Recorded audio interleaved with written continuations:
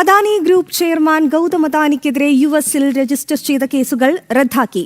കോടതി നടപടിയെ വിനയത്തോടെയും നീതിന്യായ പ്രക്രിയയോടുള്ള അഗാധമായ ബഹുമാനത്തോടെയും സ്വാഗതം ചെയ്യുന്നുവെന്ന് ഗൗതം അദാനി.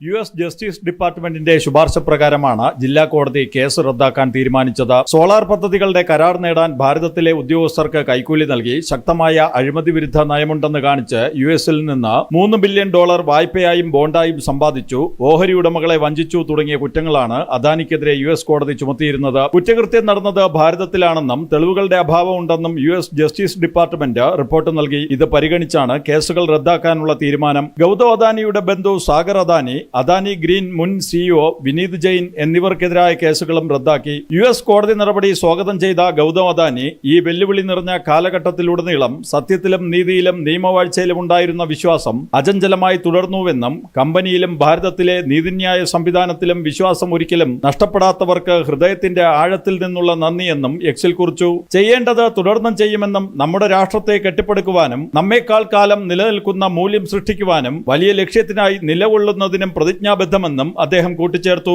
ജനം, ഡൽഹി.